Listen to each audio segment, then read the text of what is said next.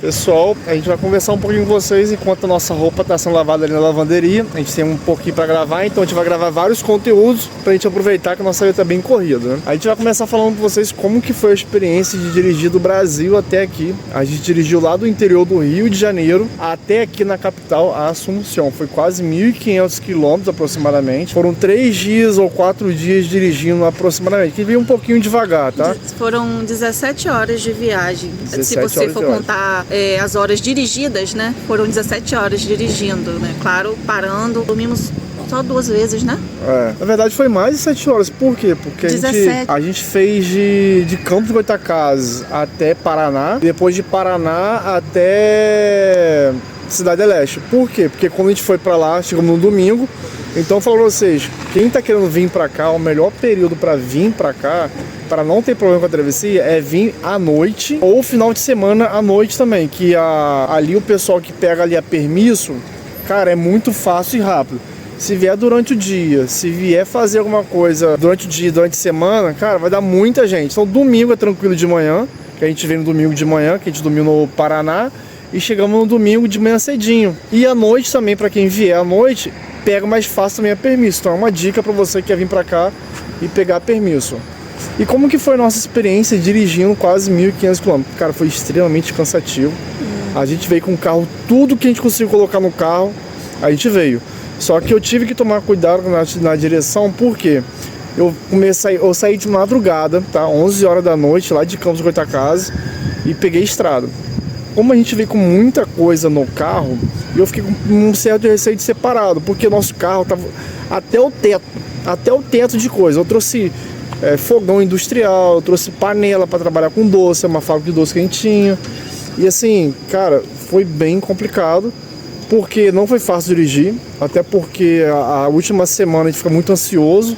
Eu quase não dormi, Raquel também praticamente não dormiu. Teve esse cansaço e com medo também de ser parado. Aí ela vai contar um pouquinho como que foi me acompanhar de lá pra cá também, que não foi fácil. Porque você não pode dormir, né?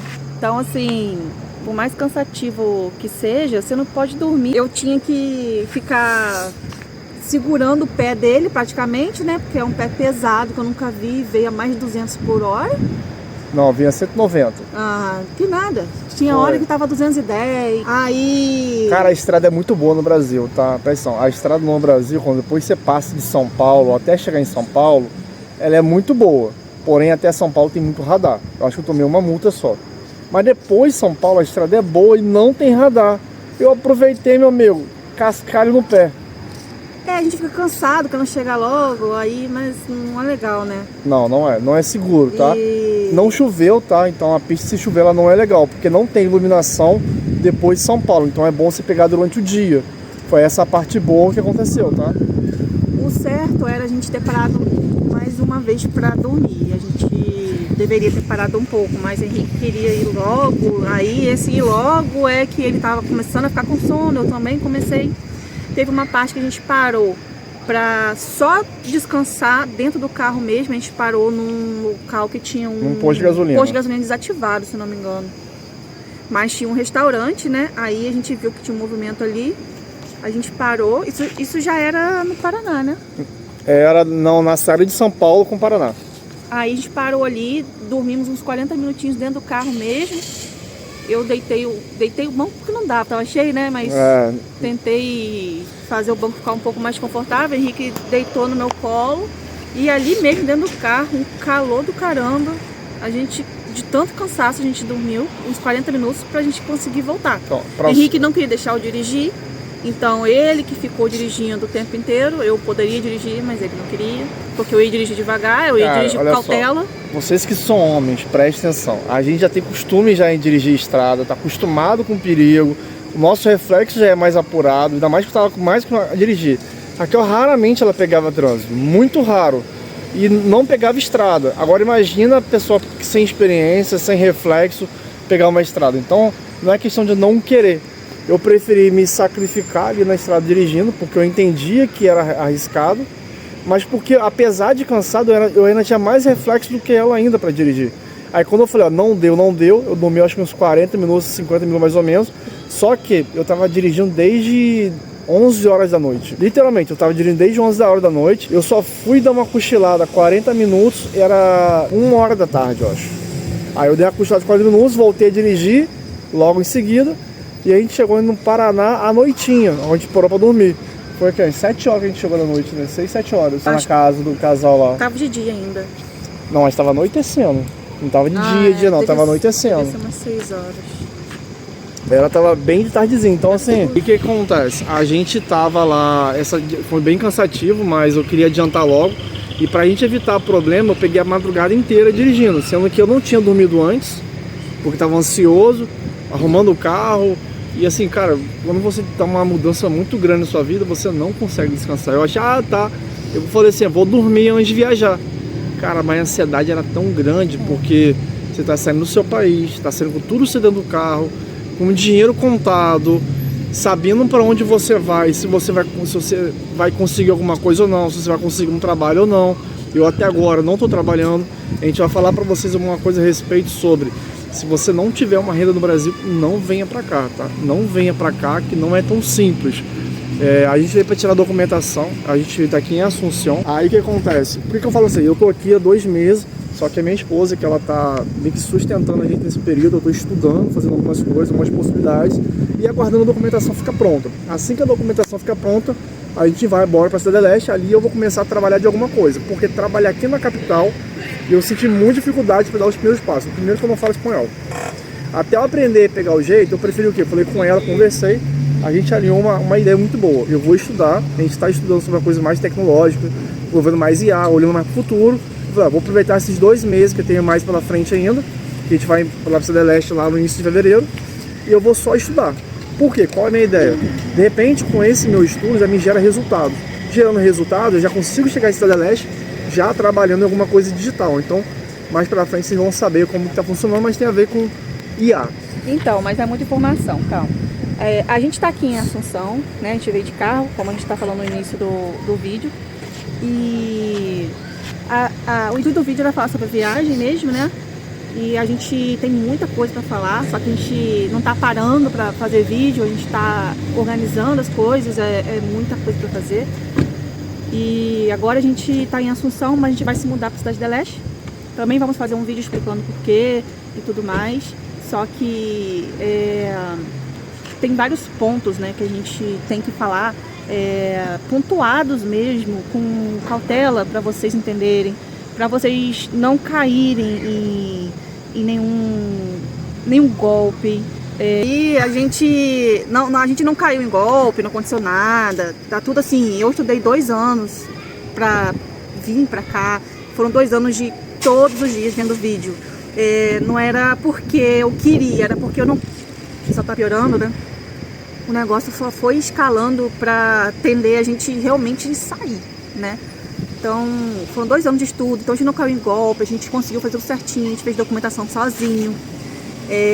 Deu tudo certinho, saiu tudo como planejado. Detalhe, fazer documentação sozinho não é fácil, a gente penou bastante, mesmo com as informações que ela tinha. A gente, como veio de carro pra cá, a gente tá no estacionamento. Como a gente veio de carro pra cá, foi muito mais fácil, muito mais simples pra resolver, tá? Por quê? Porque o carro não trouxe locomoção. E com isso, com a locomoção que o carro nos trouxe, ficou mais simples conseguir resolver os problemas. Só que foram muitos. A gente teve que várias vezes na Interpol, identificações da Polícia Nacional, vai pra cá, vai pra lá. Se não tivesse carro, ficaria totalmente perdido, até porque a gente não domina o idioma, ela fala mais um pouco. Então assim, mesmo com 2 anos de estudo dela, a gente chegou pra cá aqui ainda e a gente tivemos surpresa, tá?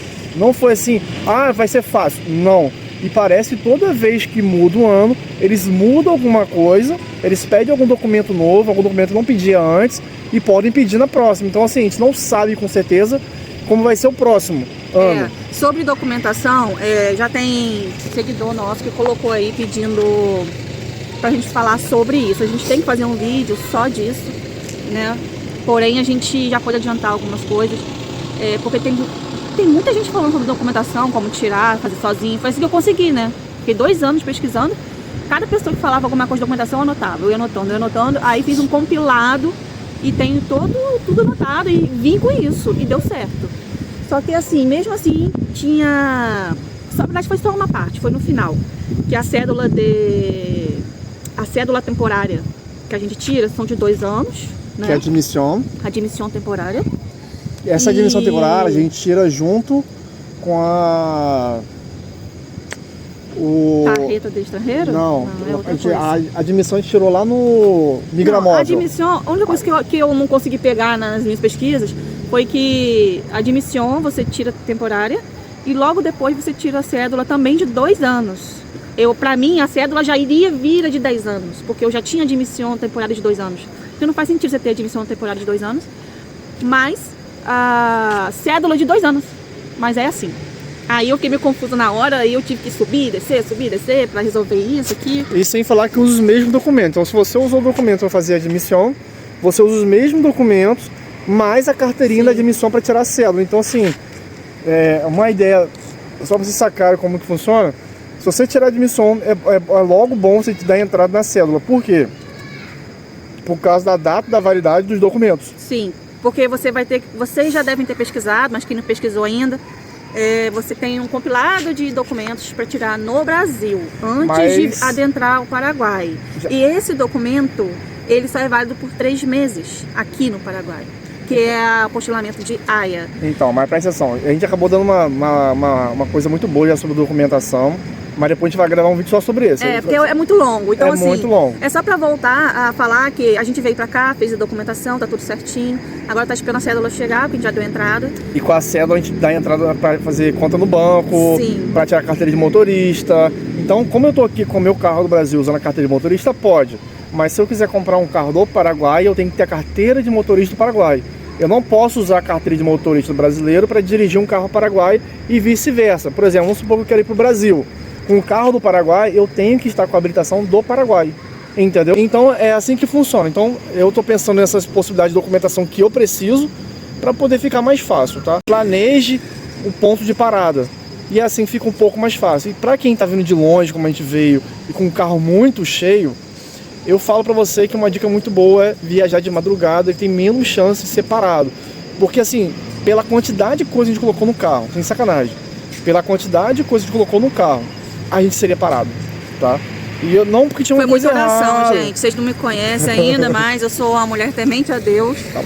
Eu oro muito, eu tenho muita vida com Deus, diária mesmo. Então, assim, foi muita oração, foi pedido de oração para a família também. Tenho certeza que Deus nos sustentou nessa viagem em todos os momentos. Não tivemos nenhum problema, graças a Deus mesmo. E pedi a Deus para deixar nosso carro invisível aos olhos dos policiais paraguaios, porque estava lotado. Eu não tinha visto que Henrique tinha deixado o carro tão cheio, que eu estava lá dentro da casa fazendo a arrumação das coisas para ele botar no carro, ele foi entupindo o carro. É até o teto. Nosso carro é o Export, lá atrás, lá, ó. Nosso carro, aquele Export ali que é um pãozinho de forma. Carro 2003. Qualquer coisa, se tiver uma dúvida, dá uma olhada para você ver.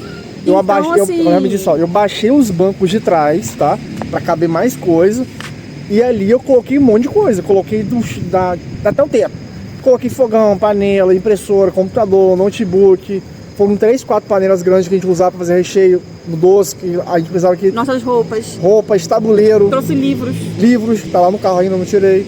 Enfim. Muita coisa. E eu falei com ele que não era para ele fazer isso, né? Porque se parar, já sabe, dá problema sério. E, enfim, ele mesmo assim ele fez. Aí o que eu podia fazer? Orar, né? Fazer mais nada. Então, mas outra coisa que eu falo pra você também. A gente veio à noite, de sábado pra domingo, tá? Também isso interfere. A gente não saiu durante a semana, a gente não pegou trânsito muito grande em São Paulo. Eu também dei uma olhada em São Paulo pra saber se a placa minha não teria problema em passar por São Paulo pra quem vai passar por lá, sabe? Que é complicado, não, de placa. Foi muito bem planejado. O lugar que a gente ia parar, eu já tinha alugado desde antes do Brasil. Até a nossa acomodação em Assunção mesmo, eu já tinha feito uns 6 meses atrás, antes da viagem, já estava até pago, para ter mais despesas quando chegar aqui. Isso é importante, é bom fazer isso. Você pode ter surpresas no caminho, né? Pelo menos a sua acomodação de entrada já está paga. Foi o que a gente fez. Então tem muitas dicas assim em relação à viagem. Você tem que prestar atenção o que o Paraguai exige também para viajar de carro. Aqui dentro. Mas a gente vai falar isso no outro vídeo, tá? Porque senão vai ficar muito longo. Depois a gente vai falar para vocês somente o que o Paraguai exige para você ter dentro do carro. Senão vai ficar muito longo, porque são várias coisas também que ele exige, tá? A gente vai encerrar esse vídeo aqui, já tem que... Obrigadão por ter assistido até aqui agora, deixa aquele joinha, segue a gente e vamos que vamos, depois tem mais história. Até mais.